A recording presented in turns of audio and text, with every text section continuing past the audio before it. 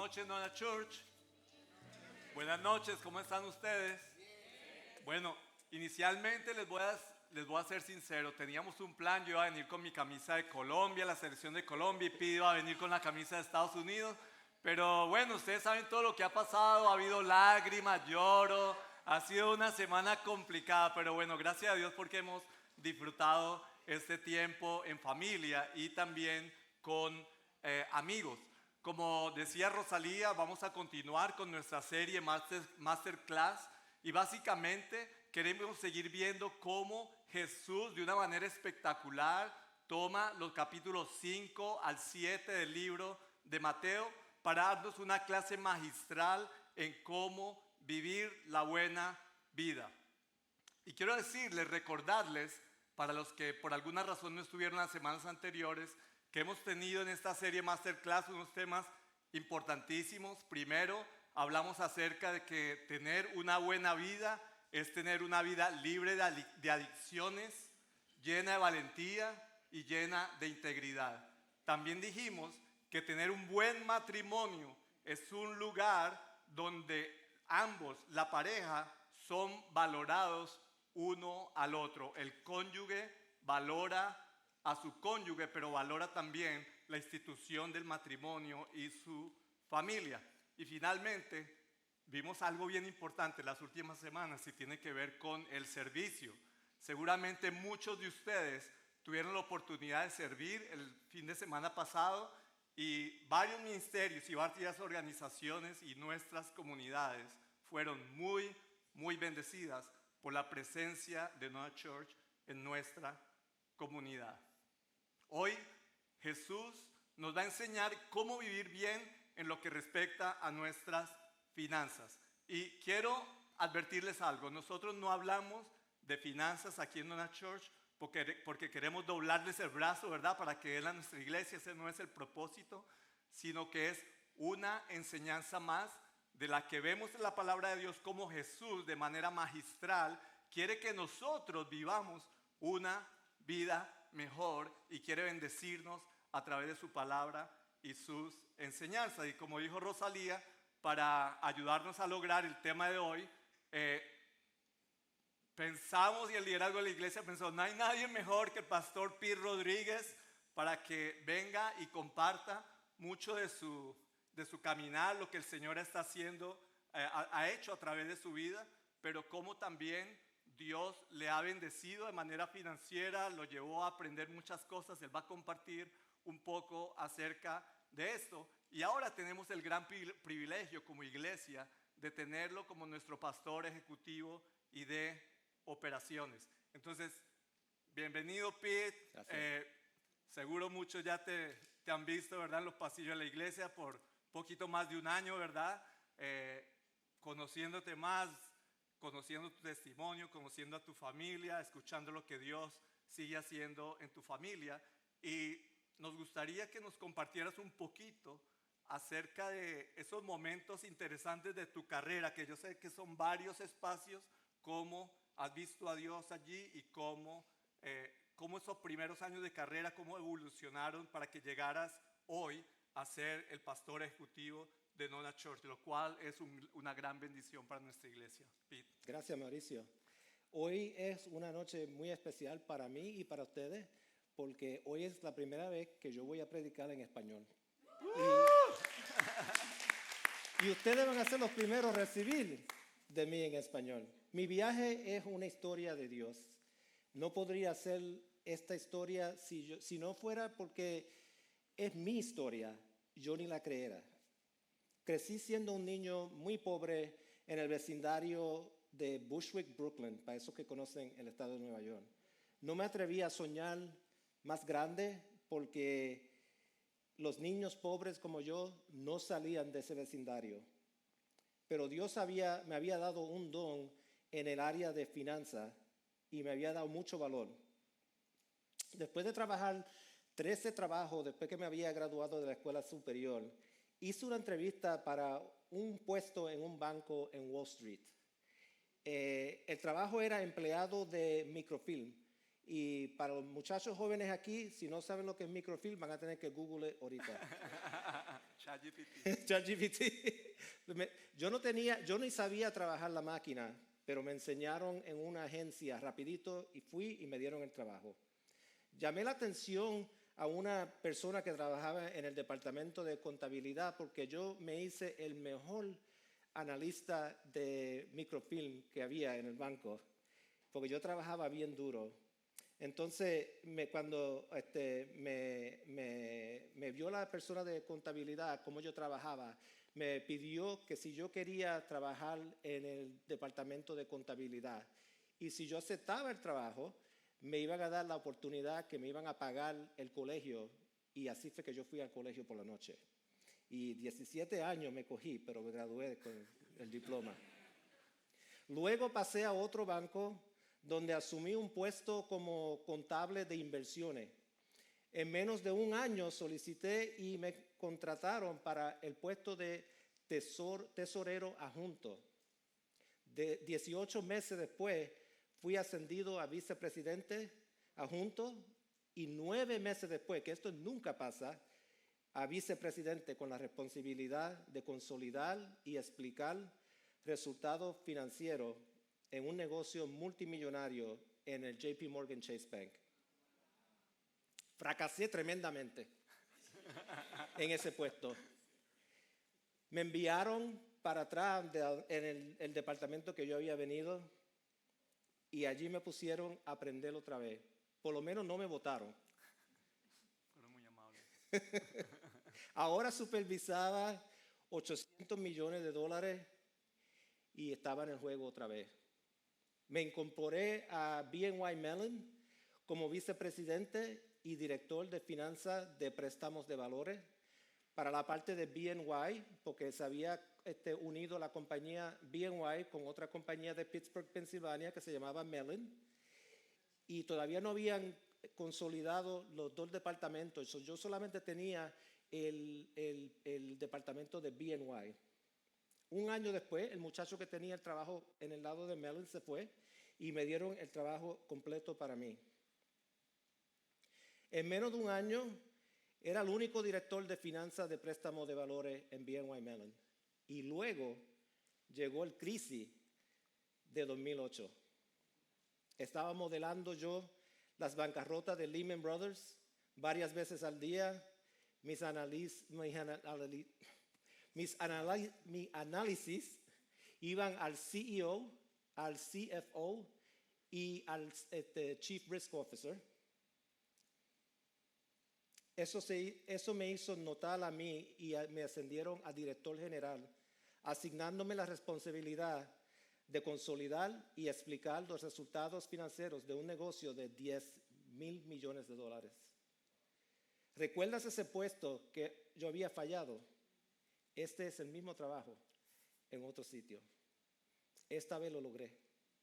Cuando nuestro director financiero de división anunció que se iba, me ascendieron a director financiero del negocio. Al final, él no se fue. El Señor había abrido un paso para mí y otro diferente para él.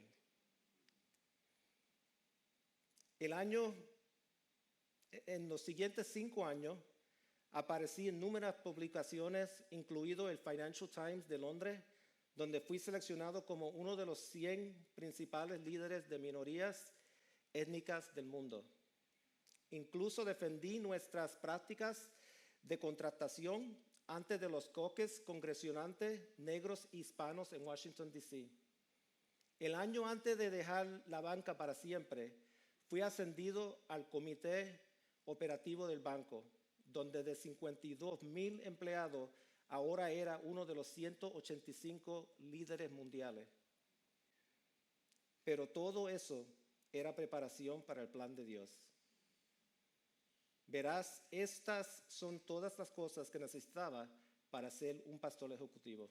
Wow, impresionante todo este camino, ¿verdad? Por donde el Señor llevó a ti. Jesús enseña de hecho muchísimo acerca del dinero en su palabra. Imagínense que habla más Jesús acerca del dinero que hablar acerca del cielo y del infierno juntos. Imagínense la proporción. La realidad es que el mayor competidor de tu relación con Jesús es la relación que tú tienes con el dinero y con las posesiones materiales.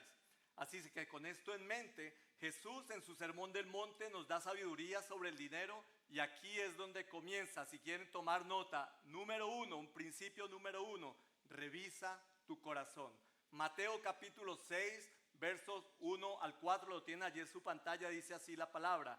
Tengan cuidado, no hagan sus buenas acciones en público para que los demás los admiren, porque perderán la recompensa de su Padre que está en el cielo.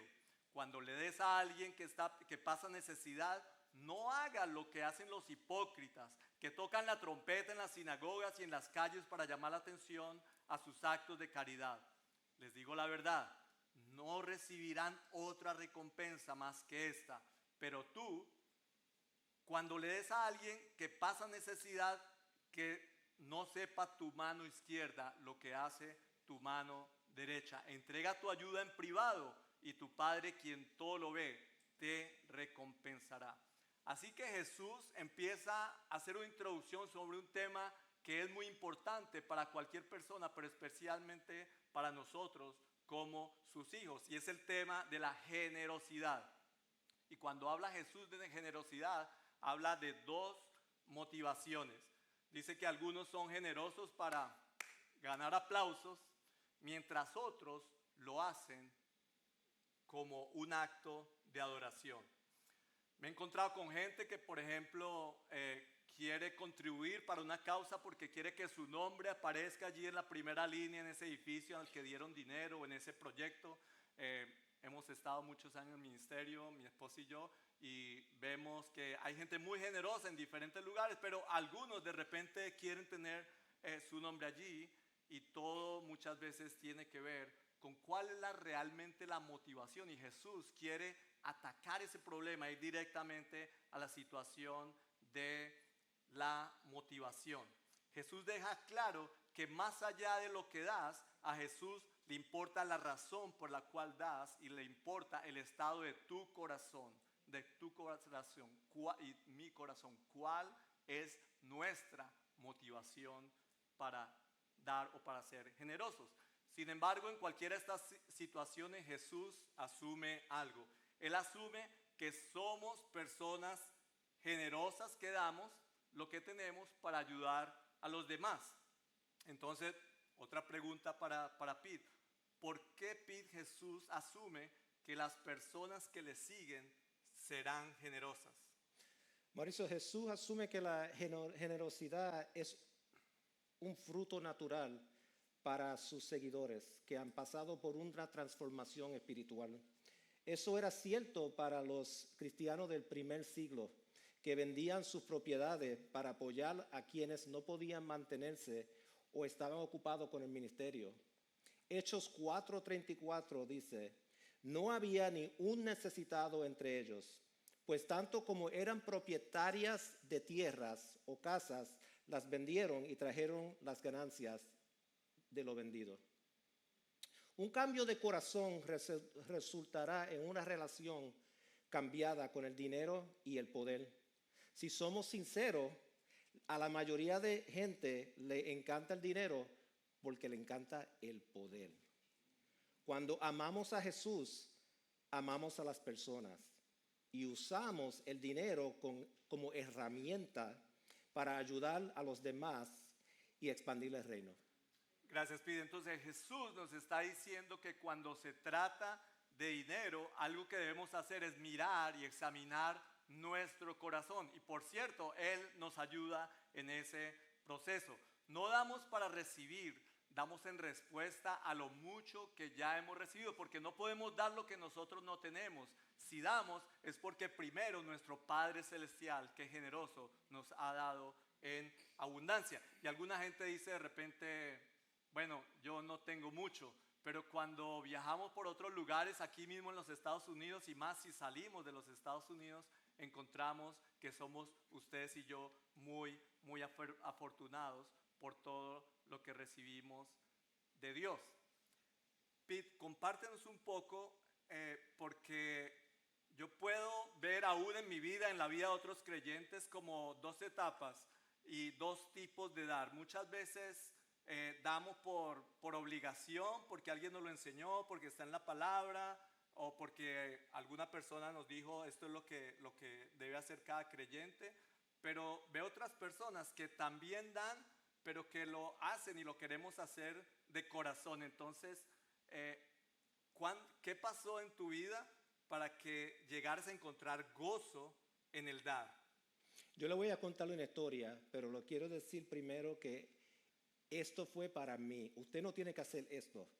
Esto fue para mí porque el Señor me iba a poner mucho dinero para manejar en las manos y Él tenía que saber que yo era una persona que tenía la capacidad para hacer esto. Para mí fue una alegría cuando yo estuve en una discusión de clase. Después que me había convertido, estaba en la clase de discipulado 101 y estábamos hablando sobre el diezmo del ingreso bruto al neto. Eso me hizo reflexionar y me sentí convencido porque había estado donando el diezmo del neto. Siendo el responsable de finanzas que soy, volví a calcular cuánto le debía a Dios si hubiera estado diezmando del bruto desde que empecé a hacerlo. Escribí esa cantidad en la parte trasera de un sobre y ese día decidí que iba a pagar esa deuda hasta que la balanza fuera cero. No recuerdo cuánto tiempo me llevó y cuánto fue la cantidad, pero aunque en aquellos días no tenía mucho, lo di con alegría y desarrollé un corazón para la generosidad cuando antes vivía con una mentalidad de escasez por haber crecido con muy poco. A partir de entonces empecé a añadir una ofrenda encima de mi diezmo. A medida de mi salario que había crecido, empecé a añadir una ofrenda, pero después empezamos a ayudar discretamente a las familias en iglesias a pagar el alquilino y comprar comida. Cuando dejé la banca teníamos una cierta cantidad de dinero guardada para nuestro retiro. Desde entonces hemos regalado la mayor parte de ese dinero, pero la balanza de nuestra cuenta de retiro es la misma cantidad inicial y 20%. Wow. Dios lo posee todo. Solo puedo invertir ese dinero para Dios. A Dios no le importan los porcentajes, ni el bruto ingreso, al neto. Lo que a Él le importa es tu corazón. No puedo decirte cuánto deberías dar, pero yo sé que no es cero. Gracias, Pi. No me había dado cuenta que tenemos camisas similares con ¿Verdad? Mira estrellitas, las estrellitas. ¿verdad? No trajimos la de Colombia y Estados Unidos, pero trajimos las camisas americanas con las estrellitas. Estamos listos para escribir el segundo principio. El segundo principio dice así: juega a largo plazo. Juega a largo plazo. Y la palabra de Dios dice en Mateo 6, 19 a 21, dice: no almacenes tesoros aquí en la tierra, donde las polillas se los comen y el óxido los destruye, y donde los ladrones entran y roban. Almacena tus tesoros en el cielo, donde las polillas y el óxido no pueden destruir y los ladrones no entran a robar. Donde esté tu tesoro, allí estarán también los deseos de tu corazón. Esto es muy cierto. A menudo pensamos que nuestro dinero sigue nuestro corazón, pero es al contrario, Nuestro corazón sigue a nuestro dinero. No doy a cosas que no me importan, sino que doy a cosas que realmente me importan. Por ejemplo, me importan las cosas a las que doy. Si yo doy, por ejemplo, compro un vehículo y yo pagué por ese vehículo, ¿verdad? Mi carro en el que me muevo cada día. Yo quiero mantener ese carro limpio. Yo no dejo que toda la gente que se monte en ese carro va a estar comiendo y tirando basura en el carro. Voy a cuidarlo realmente porque me costó y me cuesta mantenerlo. No solamente comprarlo, pagar el seguro, lavarlo, etcétera, etcétera. Me costó dinero y por eso, como me importa, lo cuido. También si tienes otras cosas, casa, por ejemplo, en mi casa, mi esposa trabaja muchísimo para mantener la casa limpia. Entonces ella se preocupa mucho para que esas cosas que ella hace, que esa casa mantenga limpia, impecable, porque ella invierte muchas horas durante la semana para trabajar allí en la casa. Las personas que dieron dinero para este edificio y para los bienes que el Señor ha dado, no solo a esta iglesia, pero a otras iglesias, ministerios, por supuesto se preocupan por ese lugar, porque es importante, porque ellos invirtieron en ese lugar, en este caso en el edificio. Pete, ¿cuál es la estadística sobre las personas que sirven y también las que dan en la iglesia? Has estado un poquito más de un año en nuestra congregación, tú manejas la parte financiera de manera excelente. ¿Qué has aprendido en cuanto a nuestra iglesia, pero también lo que tú sabes de otras iglesias, otros lugares donde la gente da para el sostenimiento de los lugares? Yo trabajo con muchas iglesias y el estadístico es igual. Y es triste, el 20% de la gente realiza el 80% del trabajo en las iglesias. Además, en NOLA, alrededor del 28% de las personas en los escaños apoyan económicamente este ministerio. Si descuento el 28% de los donantes inconsistentes y ocasionales, probablemente estaríamos alrededor de ese 20% de personas que proporcionan el 80% del apoyo. Las mismas personas sirven y apoyan económicamente al ministerio de forma constante. Wow, entonces pareciera que no es que unos sirven y otros dan, sino que muchas veces, aún en nuestra iglesia, la gente que usted ve sirviendo, saludándolo, ayudando aquí, moviendo las mesas, moviendo las sillas, haciendo todo lo que hacen aún detrás de telones para que este servicio pueda darse y los demás servicios, ellos son los que también Ellos son los que dan también. sacan Sí. su mano a la cartera y también dan. Wow, interesante eso, esas estadísticas. Jesús da algunos consejos prácticos aquí. Pete, tú eres una persona de inversiones. Ayúdanos a entender por qué vale la pena seguir los consejos de Jesús. ¿Cómo has visto a la gente priorizando sus riquezas? Y cómo podemos entender esto que dice Jesús acerca del tesoro y el corazón. Algunas personas están enojadas con Jesús porque siguen orando sobre sus asuntos financieros y no ven resultados. ¿Sabes que Jesús te está protegiendo? Él sabe que si tuvieras todo ese dinero, te destruye. No están preparados para ello. No estás invirtiendo bien lo que tienen y quieren más. Se ha dicho, nunca he visto un camión U-Haul o un coche blindado siguiendo a un coche fúnebre. Eso es porque no puedes llevarte tu dinero y tus posesiones. Lo que puedes llevarte contigo son las personas que cambiaron su vida gracias a tu generosidad. Mi hija me regaló una camisa para la Navidad que dice, el cielo es mi hogar, solo estoy aquí reclutando. Esa debería ser nuestra mentalidad. Invierte en cosas que cambian vidas para la eternidad. Wow, qué bueno, Pete. Qué lindo cuando... Sí, excelente, un aplauso para ti. Qué lindo cuando vemos cómo la gente obedece y eso trae transformación Sí. a la vida de otras personas. No solamente la comida que da o la ayuda que da o el soporte que da, pero la transformación que va a suceder en la vida de esa persona. No solamente en el que recibe, pero también, como dice la palabra de Dios, más bienaventurado es dar que recibir. Esto nos da paso al principio número 3. Decide a quién vas a adorar. Decide a quién vas a adorar. En Mateo capítulo 6, versículo 22 al 24 dice la palabra del Señor, tu ojo es como una lámpara que da luz a tu cuerpo. Cuando tu ojo está sano, todo tu cuerpo está lleno de luz, pero cuando tu ojo está enfermo, todo tu cuerpo está lleno de oscuridad. Y si la luz que crees tener en realidad es oscuridad, qué densa es esa oscuridad. 24 dice, nadie puede servir a dos amos. Hay una versión de la Biblia que dice, nadie puede servir a dos señores, pues odiará a uno y amará al otro. Será leal a uno y despreciará al otro.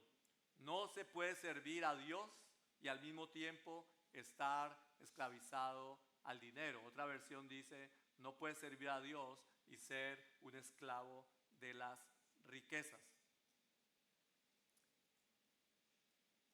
La respuesta aquí, el diezmo, y quieres compartirnos un poco qué es el diezmo en relación a la adoración. ¿Cómo tú comparas esos dos, el diezmo y la adoración? ¿Que tiene alguna relación? Sí, es simple. El diezmo es nuestra alma contra la adoración al dinero. Lo voy a decir otra vez. El diezmo es nuestra alma contra la adoración al dinero. Esto es lo que indica a Dios y a nosotros mismos que Él es nuestra fuente.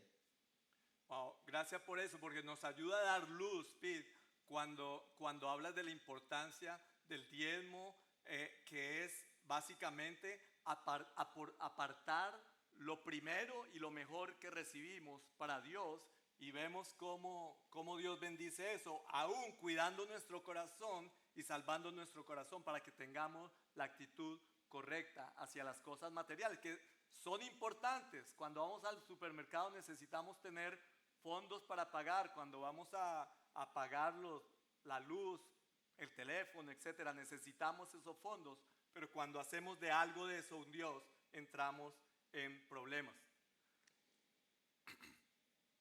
Vamos ahora al principio número 4. Dice, la forma que organizamos nuestras finanzas importa. La forma en que organizamos nuestras finanzas importa. Tendemos a leer este texto sobre la preocupación fuera de contexto, y es el texto que vamos a leer ahora a continuación, en un momento. Jesús habla de preocupación después de haber pasado los últimos versículos hablando acerca de dinero y de posesiones materiales. Sin embargo, estos dos están conectados. Esto es lo que sabemos. La gente se preocupa por el dinero porque piensan que de alguna manera el dinero les va a dar consuelo, les va a dar, seguridad y les va a dar paz. Consuelo, seguridad, paz. Pero el único que es capaz de dar consuelo, seguridad y paz es Dios. Cuando decimos si tuviera esto, si tuviera lo otro, pueden pensar por un momento, hay algo que usted no tiene hoy, que si lo tuviera, ¿usted sería la persona más feliz de este mundo? Tomemos unos segundos para pensar en eso. Hay algo que viene a su mente, wow, Dios, si tuviera ese carro, si tuviera esa casa en tal lugar, si tuviera esto, si tuviera el trabajo en este lugar, si hubiera terminado la universidad en tal lugar y lo pudiera hacer ahora, si tuviera un doctorado. ¿Será que alguna de esas cosas realmente le podrían dar completamente consuelo, seguridad o paz? ¿O solamente es Dios el que puede proporcionarlo, como dice la palabra? En Mateo 6, 25 a 33 dice la palabra, por esto les digo que no se preocupen por la vida diaria, si tendrán suficiente alimento y bebida o suficiente ropa para vestirse. ¿Acaso no es la vida más que la comida y el cuerpo más que la ropa? Jesús está dando aquí una lista de cosas, ¿verdad? De lo que el dinero puede comprar. Y dice la palabra, sigue, miren los pájaros, no plantan ni cosechan, ni guardan comida en graneros, porque el Padre Celestial los alimenta. ¿No son ustedes para Él mucho más valioso que ellos? ¿No son ustedes para Él mucho más valioso que ellos? ¿Acaso con todas sus preocupaciones pueden añadir un solo momento a su vida? Hay otra versión de la Biblia que dice, ¿acaso con tus preocupaciones puedes añadir un codo, que son 45 centímetros, a tu estatura? Te preocupas todo lo que sea y no vas a poder lograrlo. Y sigue el versículo 28, ¿y por qué preocuparse por la ropa? Miren cómo crecen los lirios del campo, no trabajan ni cosen su ropa. Sin embargo, ni Salomón con toda su gloria se vistió tan hermoso como ellos. Si Dios cuida de manera tan maravillosa a las flores silvestres, que hoy están y mañana se echan al fuego, tengan por seguro, repitan esto, tengan por seguro que cuidará de ustedes. Y dice, ¿por qué tienen tan poca fe, verdad? Así que no se preocupen por todo eso diciendo, ¿qué comeremos? ¿Qué beberemos? ¿Qué ropa nos pondremos? Esas cosas dominan el pensamiento de los incrédulos, dice la palabra de Dios, pero su Padre Celestial ya conoce todas sus necesidades. Repita conmigo, mi Padre Celestial Padre Celestial, ya conoce ya conoce todas todas mis necesidades. mis necesidades. Una vez más, mi Padre Celestial Padre Celestial ya conoce ya conoce todas mis necesidades. Jesús sabe que confías plenamente en Él cuando estás dispuesto a confiarle tu dinero, tus finanzas. Así que termina Jesús diciendo, busquen el reino de Dios y su justicia por encima de todo, dice esta versión. Lleven una vida justa y Él les dará todo lo que necesiten. Busque primero dos cosas, el reino de Dios y su justicia. Y otra versión dice, y todas las cosas que necesitan te serán dadas. La forma en que organices tus finanzas tendrá un efecto profundo en la paz que tienes. Entonces, ¿qué relación tiene las finanzas con la paz? Parece que fueran algo completamente separado. ¿Qué principios, Pete, nos darías si queremos controlar nuestro dinero para que el dinero no nos controle a nosotros?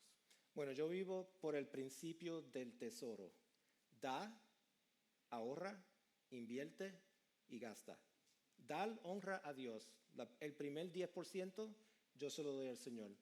La única vez que el departamento del gobierno IRS vino a preguntarme de mi taxes fue porque había dado demasiado para una persona que ganaba lo que yo ganaba. Ahorro para gastos grandes como un hogar. 15% de su sueldo debe de ir para eso. Invertir en riqueza generacional para que dejarle algo a sus hijos, a su familia, otro 15%. Entonces los últimos 60%, gástalo en creando memorias. Da lo mejor de ti, ahorra para lo que viene, vive la vida con el resto. Wow, qué bueno esos principios, Pete. ¿Algunas palabras adicionales que quieras compartir? Bueno, algo que yo he estado pensando últimamente es que otros antes que yo han preparado el camino para que pueda sentarme en un asiento en el auditorio como este. Y yo comprometido que la próxima vez que yo vaya a una iglesia nueva, voy a dejar una ofrenda de $40, el precio de uno de esos asientos. No quiero ser el tipo que ocupa un asiento por el cual otro ha sacrificado. Wow, qué bueno. Algo más, Pete. Yo te he visto los sábados aquí, los domingos en la otra sede. Siempre te veo hablando con mucha gente y eso. ¿Qué puede hacer alguien de aquí de la audiencia que tiene preguntas para ti? Podríamos pasar horas y horas haciendo preguntas y eso. No tenemos el tiempo, no lo vamos a hacer hoy. Pero ¿cómo la gente puede contactarte? Bueno, a mí me gustan dos cosas. A mí me encanta hablar de finanzas y me encanta beber café. Podemos hacer un meeting con cafecito y podemos hablar de finanzas. Ahora, si tu esposa me da la mirada, yo sé que es tiempo de callarnos y hay que terminar la conversación. Ok, entonces puede hacer esa cita, puede ser aquí, puede ser en Most Mecato Park, es mi preferido, pero con empanadita, etcétera, Sí, etcétera. sí. Entonces vamos a recordar 4 cosas. Vamos a recordar esos 4 principios. Revisa tu corazón, juega a largo plazo, decide a quién vas a adorar, la forma en que organizamos nuestras finanzas importa. Quiero decirles, por último, que no importa cuán grande o cuán pequeño sea nuestro salario, tenemos un Dios que es poderoso y cuida de los suyos. Hemos visto gente tan exitosa como Pete llevando una vida financiera limpia, pero también hemos visto gente con muchísimo dinero, completamente con unas vidas siendo un desastre. Pero por otro lado, hemos visto gente con pocos recursos económicos, pero con sabiduría para manejarlo, y es parte de las enseñanzas de Jesús, y vemos cómo esas personas también tienen un impacto, no solamente con lo que hacen, pero aún con lo que dan. Es interesante, hemos estado, parte del ministerio, hemos estado en varios lugares tan lejanos como la selva venezolana, lugares como la India, otros lugares, y es impresionante cómo en muchos de esos lugares, cuando llegamos a lugares más sencillos, más humildes, donde la gente que menos tiene, es donde hemos encontrado gente dadivosa, generosa, que nos da de su amor, nos da de su cafecito y nos ponen un huevo frito a la hora del desayuno, aunque ellos no vayan a tener uno para ellos. Por supuesto, tratamos de no permitirlo, pero lo que quiero decir es, la generosidad es una gran bendición y una bondad de Dios que nos ha dado como creyentes para que podamos tener un impacto en la vida de otros. Oremos. Padre, te alabamos y te bendecimos, Señor. Te doy gracias por mi hermano y amigo Pete, Señor. Gracias por lo que tú estás haciendo con él en nuestra iglesia, Señor. Pero también porque tú lo estás sosteniendo en este tiempo, Señor. Gracias por tu amor, tu bondad, gracias por este tema. Y yo oro en el nombre de tu Hijo Jesucristo por cada persona que vino en este día, Padre. Que podamos seguir aplicando las enseñanzas de Jesús a nuestra vida diaria en todos los temas que hemos tratado, pero también en este tema que hemos tratado hoy. Te alabamos, te bendecimos y te damos gracias por tu amor y gracias por lo que sigues haciendo en nuestra iglesia, pero especialmente gracias por lo que sigues haciendo en cada una de nuestras vidas. Te bendecimos en el nombre de Jesús nuestro Señor. Amén. Dios les bendiga. Thank you, Lord. Thank you.